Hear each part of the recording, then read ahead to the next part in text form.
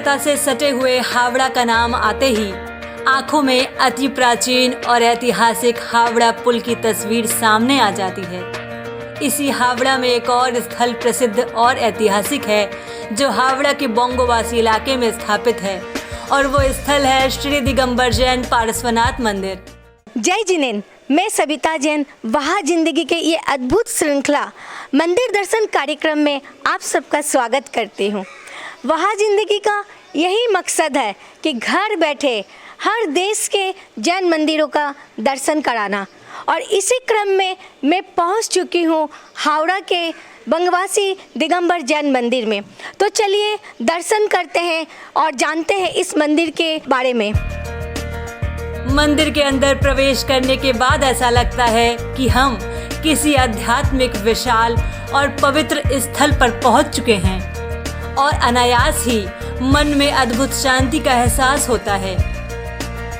दिगंबर जैन पार्श्वनाथ मंदिर बंगवासी में, आप इस मंदिर का इतिहास बताइए। इस मंदिर का पंच कल्याणक बेलगछिया मंदिर जी में हुआ था। बाल ब्रह्मचारी पंडित जी सूरजमल जी शास्त्री के सानिध्य में। शुरू में यहाँ पर करीब 30-40 परिवार ही थे, और आज के दिन करीब 350 से 350 परिवार यहाँ पे रहते हैं। और भगवान पारसनाथ भगवान की अतिशयकारी प्रतिमा यहाँ पर विराजमान है, और हम लोग यही मानते हैं कि इस प्रतिमा के निमित्त से ही, उस मंदिर के निमित्त से ही बंगवासी समाज का जो है निरंतर प्रगति हो रहा है, समाज भी धीरे धीरे बढ़ रहा है। मंदिर के अंदर अनेक प्रतिमाएं विराजित हैं, और मानो ऐसा लगता है हमें अपनी ओर आकर्षित कर रही हैं। इस मंदिर में मूल नायक प्रतिमा कौन सी है और कुल कितनी प्रतिमाएं हैं? इस मंदिर मूल नायक प्रतिमा श्री पार्श्वनाथ भगवान की है। यहाँ पर टोटल मूल 7 प्रतिमाएं। भगवान पार्श्वनाथ के विशाल काय काले रंग की प्रतिमा काफी मनोहारी है, और इस प्रतिमा के स्थापित होने के बाद बोंगोवासी इलाके में रहने वाले लोगों का काफी विकास हुआ। स्थापना कब हुई थी? इस मंदिर की स्थापना हुई थी फरवरी 1992 में। पंच कल्याणक 1992 में हुआ था, और उसके पहले एक छोटा चैतालय था नीचे, तो उसमें बड़े बाजार से, बड़े मंदिर से प्रतिमा ला करके विराजमान करके लोग दर्शन करते थे। बाद में धीरे धीरे समाज बढ़ते गया, तो मंदिर का भी विस्तार हो गया, और पंच कल्याणक होकर के फिर प्रतिमा यहाँ पे विराजमान हो गई। 10 लक्षण पर्व में इस मंदिर प्रांगण को काफी आकर्षण ढंग से सजाया जाता है।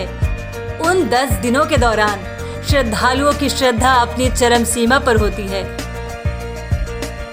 इस मंदिर से जुड़ी महिलाएं धार्मिक कार्यों के साथ ही साथ अनेक सामाजिक कामों में भी लगी रहती हैं। आप सब महिलाओं का इस मंदिर में क्या योगदान है? महिलाओं का विशेष योगदान ये है कि यहाँ एक राजुल महिला मंडल संस्था है। उस संस्था के द्वारा हम सबसे विशेष कार्य करते हैं कि छोटे बच्चे से लेकर के बड़े तक को सबको पाठशाला के माध्यम से ज्ञान करवाया जाता है। और हम लोग यहाँ पे विधान करते हैं, पूजा करते हैं, और समय समय पे जैसे महावीर जयंती वगैरह होता है तो हम लोग जुलूस में भाग लेते हैं। दान वगैरह देना, बड़ी संस्थाओं में जहाँ भी मतलब दान दिया जाता है सामूहिक, वहाँ पर हम लोग 7 रुपए इकट्ठे करके दान के लिए रुपए बेचते हैं। हावड़ा और कोलकाता शहरों में होने वाले सभी धार्मिक कार्यों में बोंगोवासी मंदिर की भूमिका काफी महत्वपूर्ण होती है।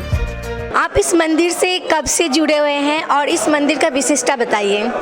हम इस मंदिर से बचपन से जुड़े हुए हैं। कमल जी काला जो ट्रस्टी है हमारे यहाँ, वे सब नए जनरेशन को लेकर मंदिर में अभिषेक करवाना, उनको बहुत वो देते हैं, प्रोत्साहन देते हैं। सबको एक सूत होकर सुबह सुबह उठा के सबको बुला के लाते हैं, और जैसे जन्मदिन होता है ना, जिसका जन्मदिन होता है या एनिवर्सरी होती है, तो विशेष उनको ध्यान दे के उनको बुलाया जाता है।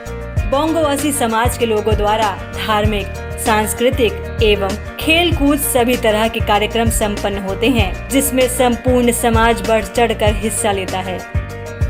यहाँ के समाज के द्वारा करीब 10-12 साल पहले मंदिर के सामने ही एक भवन उपलब्ध हो रहा था। उस भवन का क्रय किया गया, उसका नाम हम लोगों ने दिया है श्रुत भवन। इस श्रुत भवन में महाराज, माताजी, त्यागीवर्ती जो भी बाहर से आते हैं उनके रहने की व्यवस्था है। संध्या बाजार में एक हम लोगों ने जगह ले रखी है बंगवासी समाज की। उस जगह पे अभी हम लोगों के कुछ खेल कूद के कार्यक्रम वहाँ पे होते हैं। पिछले 10-12 साल से हम लोग स्पोर्ट्स टूर्नामेंट वहाँ पे करवाते हैं।